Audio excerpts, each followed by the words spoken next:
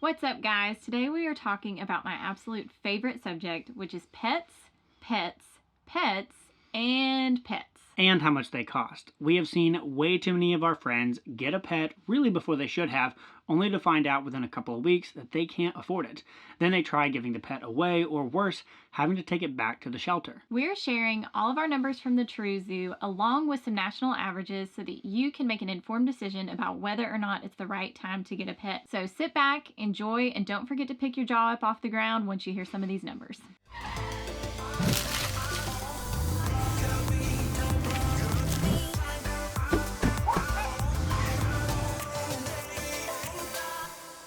According to a 2017-2018 National Pet Owner Survey conducted by the American Pet Products Association, 68% of U.S. households own a pet.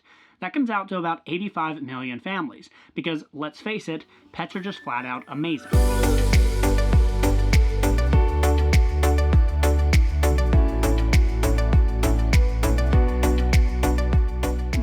They can also be pretty amazingly expensive. In fact, the U.S. pet industry raked in more than $72 billion last year. According to the APPA, Americans spend a total of $23 billion on pet food, $14 billion on supplies and over-the-counter medicine, $15 billion on vet care, $2 billion on live animal purchases, and $5 billion on pet services like grooming and boarding. And the ASPCA publishes a pretty handy chart that breaks down the annual expenses for different types and sizes of pets. A small dog will cost you $1,314 in the first year, a medium dog around $1,580, and a large dog $1,843. A cat will cost you around $1,035, a rabbit $1,055. Guinea pigs are a relative bargain at $705. Small mammals, think like mice and rats, will cost you around $340. Small birds are $270, and small fish are $235. And that's just in the first year. The average pet owner spends about $500 per year, but that can vary drastically depending on where you live and what the vet bills are like in your area, if you have a sickly animal, if you need to hire a walker, what kind of food you want to buy, if you need to groom them a lot. There's tons of things that factor into that number. Obviously, getting a pet is expensive. And before we get into our ongoing expenses with our pets, we want to put a quick note here about pet loans. Yeah, don't ever get a pet loan. If you can't even afford the upfront cost of getting your pet and buying everything that it needs out of the gate, you definitely can't afford all of the ongoing costs over the next 5, 10, 15, or 20 years, depending on how long they live. So if you can't deal with it at the beginning, then you need to save up and wait. Now let's dive into the specifics of our spending. In 2018, we spent a total of $4,448.89 on our 2 cats and 2 dogs. That comes out to an average of about $370 per month, or $92 per pet per month. And that includes food and miscellaneous items, all vet visits and medical care, grooming, and pet insurance for the 2 dogs. Now, so far in 2019, we have spent a total of $5,352. And you might be thinking, well, what the heck happened this year? This thing happened. Unfortunately, we've had a couple different expensive vet bills, including abdominal surgery for our little dog who likes to eat all kinds of different things. Plus, we switched to a higher quality, more expensive dog food due to both of the dogs having some digestive issues. And we're super happy to report that everybody is very happy and healthy, especially enjoying their diet of basically pure gold at this point. If you're worried about our cats, you shouldn't be. They also have their own prescription food for kidney support, and they are loving life and being sure to keep the dogs in line.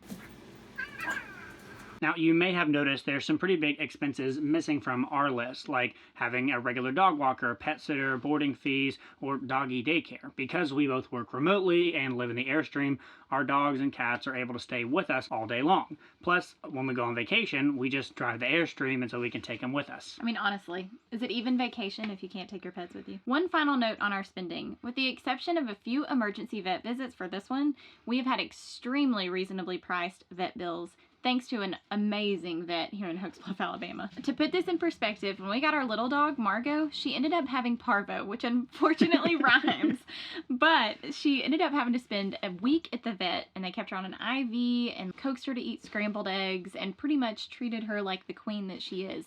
And when we went to go pick her up, we were totally prepared for a couple of $1,000 yeah, at least. like a scary Yeah. vet bill. And they handed it to us, and it was less than $400, which is unreal. That's unheard of. Yeah. So if you live in a high cost of living area, you can probably bet on vet expenses that are considerably pricier than what we've had access to the past couple of years. Now, if you look at our pet expenditures and you're totally cringing right now, that's okay. There's a reason that I say personal finance is personal. It's all about your specific priorities, your values. We really, really value our pets, and we really value spending on them in a certain way. So we build our budget to prioritize for that. But you don't have to prioritize your pets in the same way we do, or any pets for that matter. Where you're willing to cut and then spend big is not going to be the same place that we're willing to cut and spend big. So we'll go frugal in a lot of areas so that we can spend a lot of money on having the 4 pets that we have and be able to spend on them in the ways that we want to. We've built our budget to prioritize and value our pets. And so I want you to think about whether you want a pet or not, or however many pets you do want. As long as you're doing it in a conscious way and building your budget to prioritize for that, that's what matters. So what does this mean for you? What can you take away? Well, we came up with a 5-step process to make sure that you're a financially informed and prepared pet parent if and when you decide to take the leap. Step number 1 is to assess your lifestyle. This step is super important. When you're getting a pet, especially one that requires a lot of attention like a dog, you need to make sure that your lifestyle complements the needs and personality of your future pet. For example, we have a French Bulldog mix, and French Bulldogs are known to be pretty needy and have severe separation anxiety. And Margot definitely does. Yes.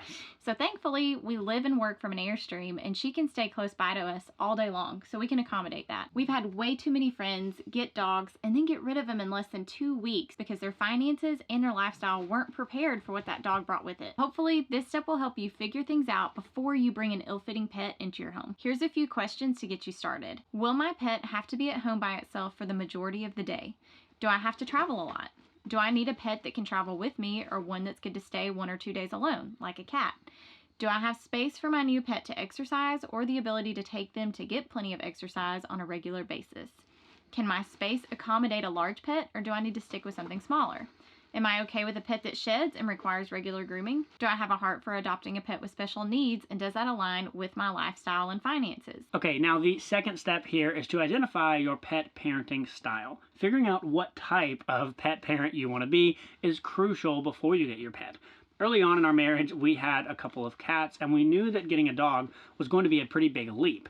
But we also knew that we wanted to be able to feed her high quality food, and food is one of the biggest expenses of a dog.